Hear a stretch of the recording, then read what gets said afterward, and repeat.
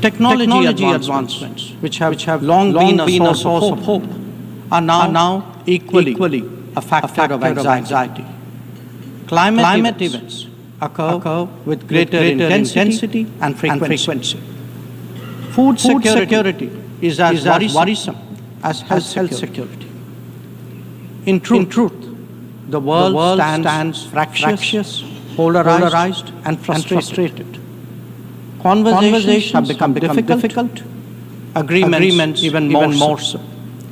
This is surely not what the founders of the United Nations would have wanted of us. Madam President, almost exactly 8 decades ago, the first steps towards the formation of the UN were taken near here at Dumbarton Oaks.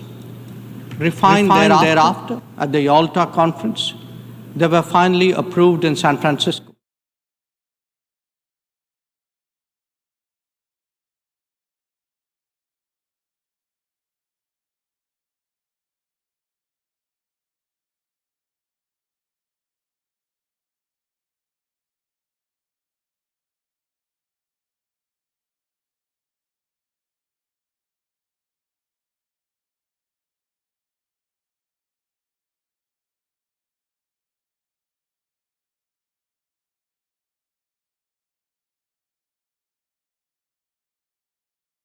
In the process, we see that vividly in every challenge and every crisis.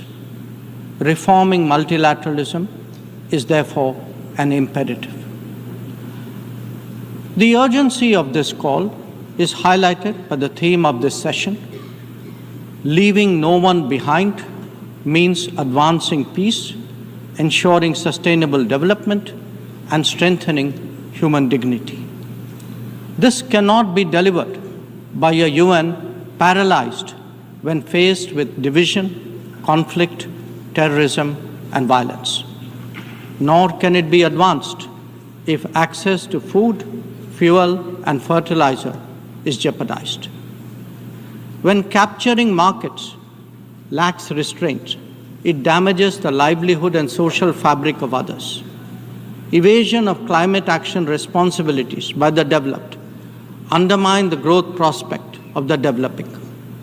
Indeed, when resource crunch limits the very pursuit of SDG targets, it is not just economies, but human dignity itself that is imperiled.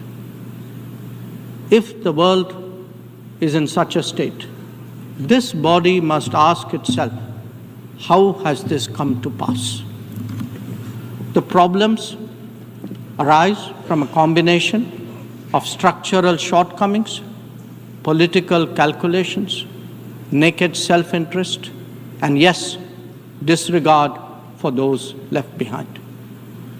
It is natural to feel overwhelmed by what we confront now. After all, there are so many dimensions, different moving parts, issues of the day, and the changing landscape. But every change must begin somewhere, and there is no better place than where it all started. We, the members of the United Nations, must now seriously and purposefully address ourselves to that task.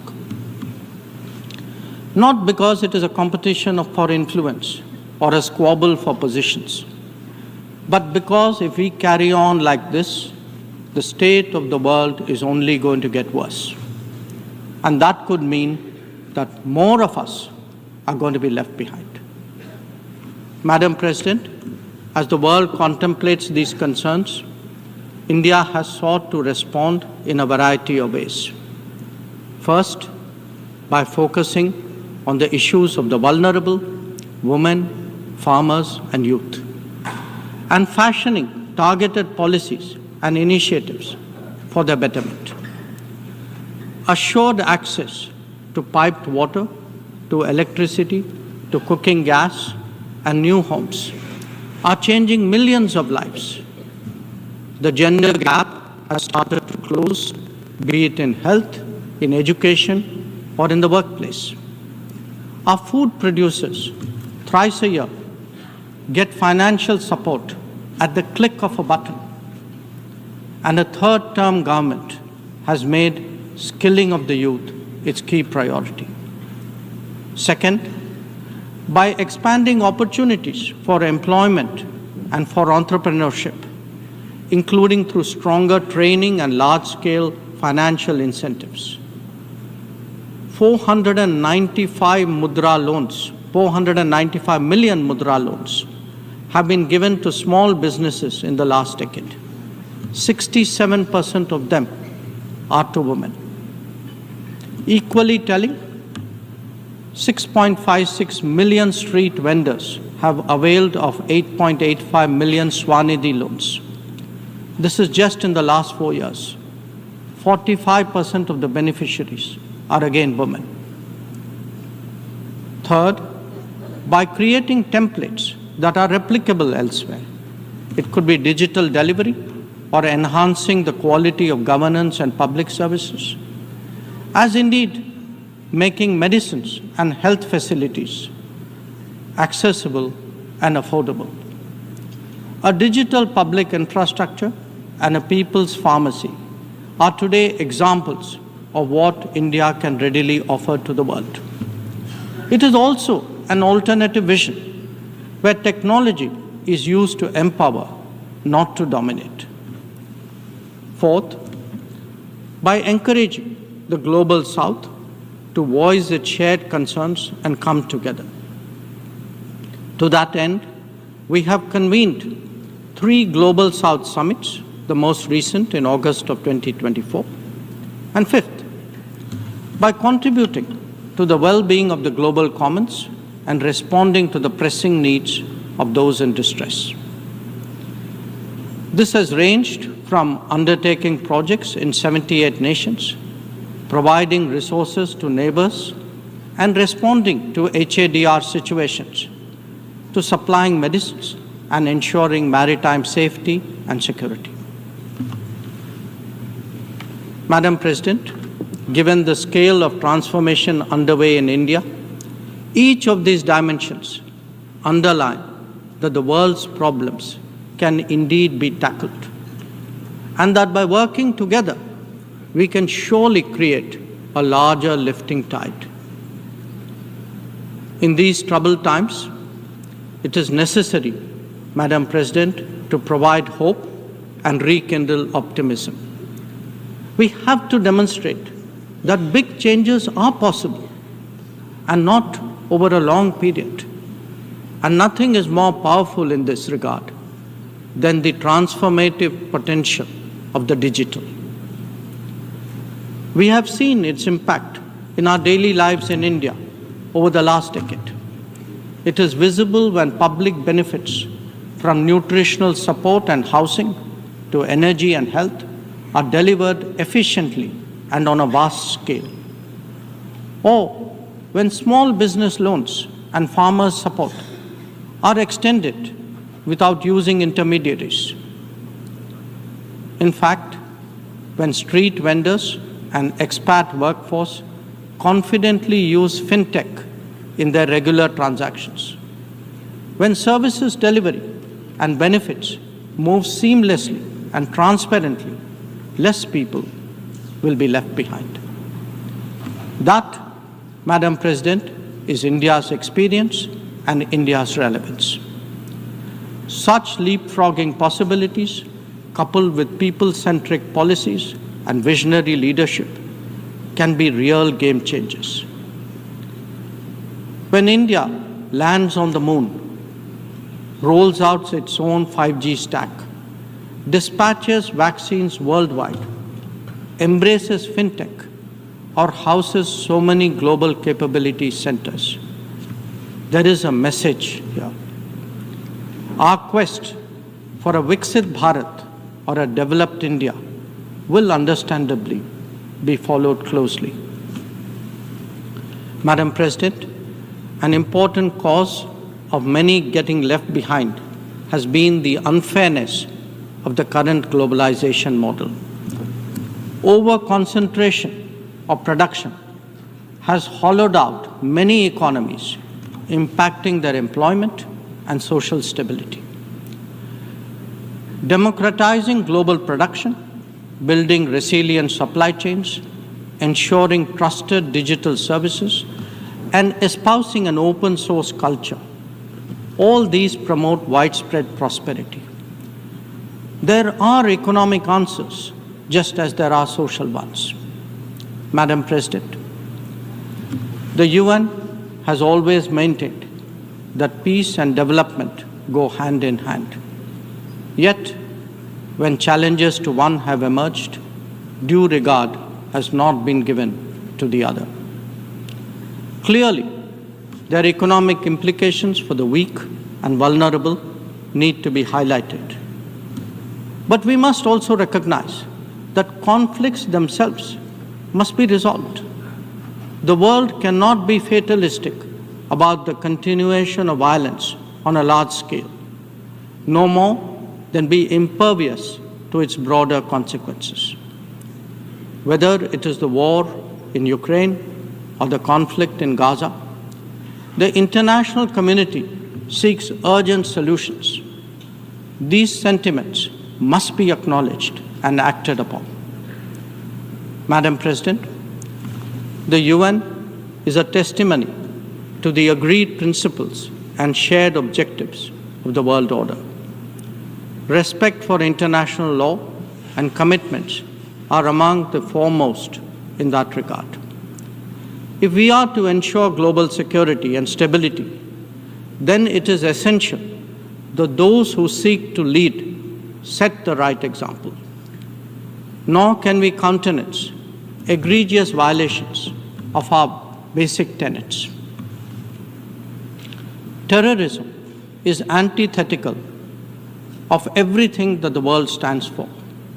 All its forms of and manifestations must be resolutely opposed. The sanctioning of global terrorists by the United Nations should also not be impeded for political reasons. Madam President, many countries get left behind due to circumstances beyond their control. But some make conscious choices with disastrous consequences. A premier example is our neighbor, Pakistan. Unfortunately, their misdeeds affect others as well, especially the neighborhood. When this polity instills such fanaticism among its people, its GDP can only be measured in terms of radicalization and its exports in the form of terrorism. Today, we see the ills it sought to visit on others consume its own society. It can't blame the world. This is only karma. Madam President, a dysfunctional nation coveting the lands of others must be exposed and must be countered. We heard some bizarre assertions from it at this very forum yesterday.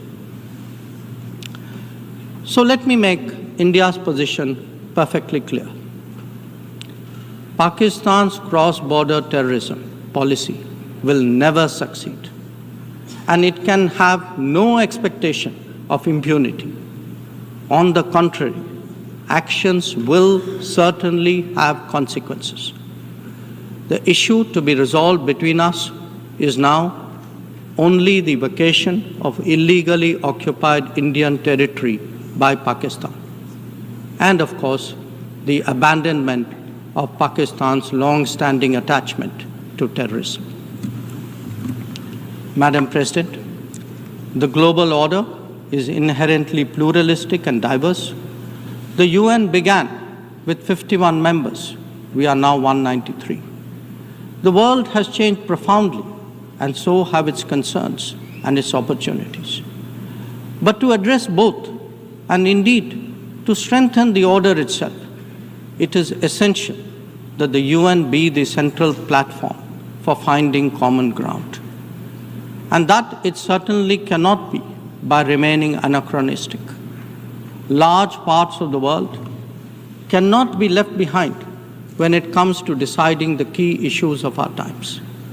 An effective and efficient UN, a more representative UN, and a UN fit for purpose in the contemporary era is essential.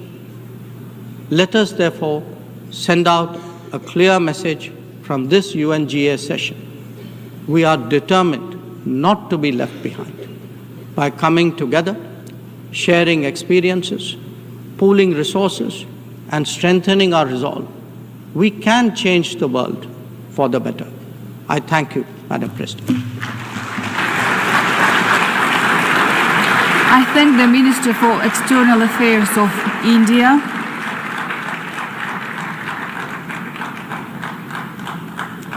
I now give the floor to His Excellency Vivian Balakrishnan, Minister for Foreign Affairs of Singapore.